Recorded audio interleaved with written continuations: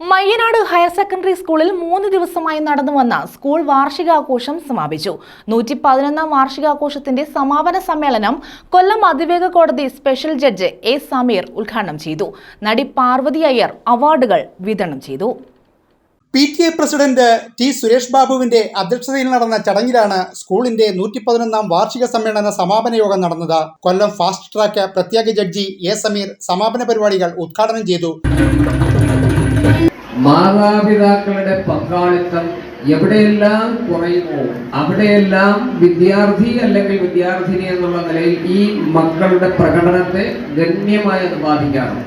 കാര്യം അതുകൊണ്ട് എനിക്ക് കൂടുതൽ സംവദിക്കാനുള്ള ഈ കുഞ്ഞുങ്ങളുടെ രക്ഷാകർത്താക്കളാണ്. ഇവിടെ കൂടുതൽ രക്ഷാകർത്താക്കളുണ്ട്.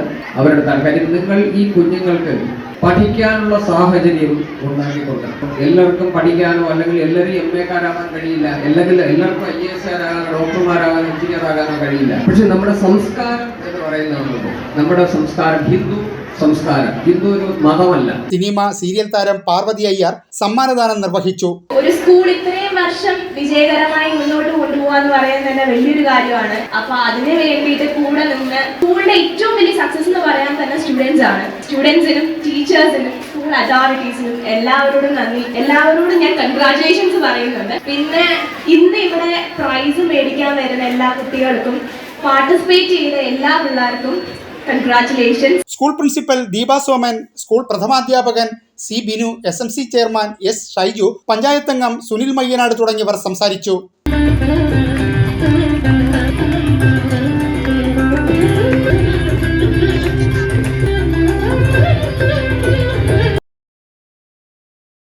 News bureau, കുട്ടിയം.